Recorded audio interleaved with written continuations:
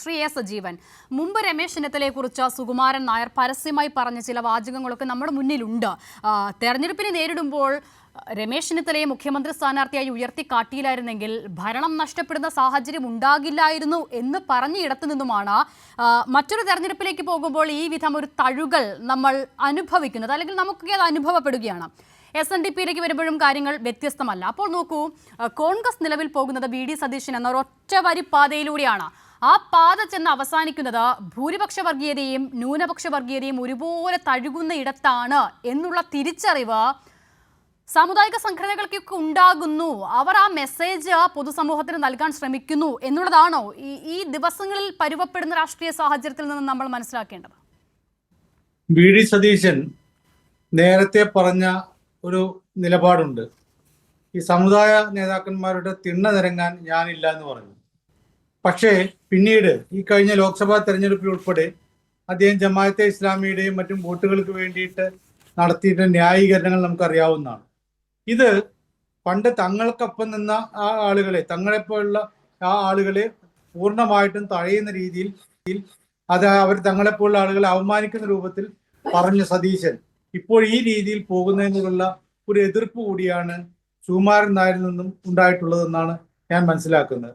സാധാരണ രീതിയിൽ ഇപ്പൊ നമുക്ക് എല്ലാവർക്കും അറിയാവുന്ന പോലെ കുറച്ചു കാലമായിട്ട് രമേശ് ചെന്നിത്തലയെ പൂർണ്ണമായിട്ടും തഴഞ്ഞിരിക്കുകയായിരുന്നു NSS. പക്ഷേ ഇപ്പോഴെന്തുകൊണ്ടാണ് മറ്റ് രമേശ് ചെന്നിത്തലയ്ക്ക് പ്രത്യേകമായിട്ടുള്ളൊരു രാഷ്ട്രീയ പദവിയൊന്നുമില്ല, അദ്ദേഹം പ്രതിപക്ഷ നേതാവല്ല, അദ്ദേഹം ഏതെങ്കിലും താക്കോൽ സ്ഥാനം അലങ്കരിക്കുന്ന ആളല്ല, എന്നിട്ടും മന്നൻ ജയന്തിയുടെ ഭാഗമായിട്ടുള്ള പരിപാടിയിൽ അദ്ദേഹത്തെ പ്രത്യേക ക്ഷണിതാവായിട്ട് അദ്ദേഹത്തെ മുഖ്യ പ്രഭാഷകനായിട്ട് വെക്കുന്നു എന്നതിന്റെ അർത്ഥം കോൺഗ്രസിൽ തങ്ങൾക്ക് അടുപ്പമുള്ളത്, കോൺഗ്രസിൽ തങ്ങൾക്ക് ഹിതകരമായിട്ടുള്ളത് ഈ വി ഡി സതീശനല്ല രമേശ് ചെന്നിത്തലയാണ് എന്ന് ബോധ്യപ്പെടുത്തുകയാണ്. അതുകൊണ്ട് എന്തെങ്കിലും നേട്ടം ഉണ്ടാവുമോ ഇല്ലയോ എന്നുള്ളത് രണ്ടാമത്തെ കാര്യം. NSS പിന്തുണച്ച സമയത്തൊക്കെ UDF കോൺഗ്രസോ ജയിച്ചിട്ടുണ്ടോ എന്നുള്ളതും വേറെ കാര്യം.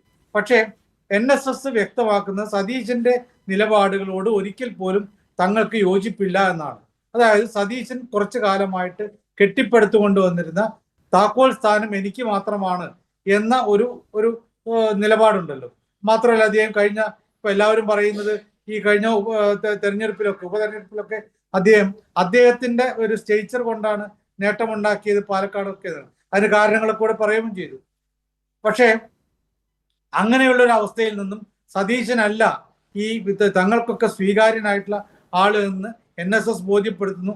ഒരു പ്രത്യേകമായ ഒരു കാരണവുമില്ലാതെ തന്നെ SNDP യോഗത്തിന്റെ ജനറൽ സെക്രട്ടറി പറയുന്നു കൂടുതൽ മെച്ചപ്പെട്ട നേതാവ് രമേശ് ചെന്നിത്തലയാണെന്ന് പറയുമ്പോൾ ഇവരെല്ലാവരും കൂടി രമേശ് ചെന്നിത്തലയെ പിന്തുണയ്ക്കുമെന്നല്ല, അവർക്കാർക്കും വി ഡി സതീശൻ ഇനി അങ്ങോട്ടേക്ക് ഒരു താക്കോൽ സ്ഥാനത്തേക്ക്, അത് ഏത് സ്ഥാനമാണോ അദ്ദേഹം ആഗ്രഹിക്കുന്ന ആ സ്ഥാനത്തേക്ക് ആയാലോ അല്ലെങ്കിൽ പോലും അങ്ങനെ വരുന്നതിനോട് താല്പര്യമില്ല എന്നാണ്. അതോടൊപ്പം തന്നെയുള്ള നമുക്കറിയാം ഈ രണ്ട് സമുദായ സംഘടനകൾക്കും ഉള്ളൊരു പ്രധാനപ്പെട്ട പ്രശ്നം എന്ന് പറയുന്നത് തങ്ങളെ പണ്ട് സമുദായ നേതാക്കന്മാരുടെ തിണ്ണ നിരങ്ങില്ല എന്ന് പറഞ്ഞിട്ടുള്ള ആള് ഇപ്പോൾ എന്തുകൊണ്ടാണ് ജമാഅത്തെ ഇസ്ലാമിയെയും അതേപോലെ തന്നെ SDPയെയും ഒക്കെ പ്രീണിപ്പിക്കുന്ന രൂപത്തിൽ അവരുടെ വോട്ടുകൾക്ക് വേണ്ടിയിട്ട് യാചിക്കുന്ന രൂപത്തിൽ പലപ്പോഴും പെരുമാറുന്നത് എന്നുള്ള ചോദ്യമുണ്ട്.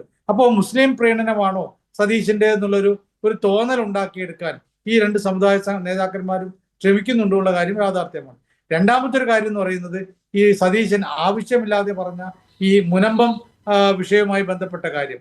അവിടെ ആരും അദ്ദേഹത്തോട് ചോദിക്കുന്നില്ല എന്താണ് ഈ മുനമ്പം ഭൂമിയെ കുറിച്ചുള്ള നിങ്ങളുടെ നിലപാട് എന്ന് ചോദിക്കുന്നില്ല. അതിലെങ്ങനെ ചോദിക്കുകയാണെങ്കിൽ തന്നെ മുന്നണിയിൽ ചർച്ച ചെയ്ത് തീരുമാനിക്കേണ്ടതാണ്. ഈ വിഷയത്തിൽ ഏറ്റവും കൂടുതൽ ബന്ധപ്പെട്ട് നിൽക്കുന്നത് മുസ്ലിം ലീഗാണ്. അവരോടൊന്നും ചോദിക്കാതെ അത് വഖഫ് ഭൂമിയല്ല എന്ന് അദ്ദേഹം ആവർത്തിച്ച് പറയുകയാണ്. വളരെ ആവേശത്തോടുകൂടി പറയുന്നു. ഇത് അംഗീകരിക്കാൻ മുസ്ലിം ലീഗിലെ പല നേതാക്കന്മാർക്ക് കഴിയില്ല. ആദ്യഘട്ടത്തിലൊക്കെ സാദിഖ് അലി തങ്ങളും കുഞ്ഞാലിക്കുട്ടിയൊക്കെ മൗനം പാലിച്ചെങ്കിൽ പോലും ഷാജിയും ET മുഹമ്മദ് ബഷീറും ഒക്കെ വളരെ രൂക്ഷമായ രൂപത്തിൽ പിന്നീട് പ്രതികരിക്കുകയാണ്. കാരണം സമുദായ സംഘടനയിലുള്ള ആളുകൾക്ക്, പ്രവർത്തകർക്ക് ഇത് അംഗീകരിക്കാൻ പറ്റാത്ത നിലപാടാണ്. അപ്പൊ സതീശന് ഒരു ഭാഗത്തു നിന്നും പിന്തുണയില്ലാത്തൊരവസ്ഥ ഉണ്ടാക്കി തീർത്തിരിക്കുന്നു.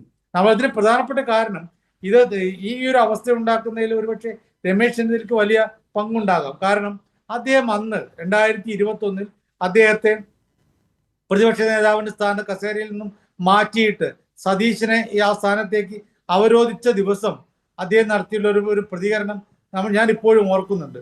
അദ്ദേഹം പറഞ്ഞത് മുഖ്യമന്ത്രി സ്ഥാനത്തേക്ക് തങ്ങൾ ഇനി അങ്ങനെ ഒരു മത്സരം വരികയാണെങ്കിൽ, അങ്ങനെ പരിഗണന വരികയാണെങ്കിൽ താങ്കൾ ഉണ്ടാകുമോ എന്നുള്ള മാധ്യമപ്രവർത്തകരുടെ ചോദ്യത്തിന് ഞാൻ തീർച്ചയായും ഉണ്ടാകുമെന്നാണ് അന്ന് അദ്ദേഹം പറയുക. കാരണം അദ്ദേഹത്തെ സ്ഥാനത്ത് നിന്ന് മാറ്റിക്കഴിഞ്ഞാൽ സാധാരണ പ്രതിപക്ഷ നേതാവായിട്ടുള്ള ആൾക്ക് പിന്നീട് ഒരുപക്ഷെ ഭരണം കിട്ടുകയാണെങ്കിൽ മുഖ്യമന്ത്രിയാവാൻ ആ ആൾക്കാണ് യോഗ്യത അല്ലെങ്കിൽ കൽപ്പിക്കാറുള്ളത്.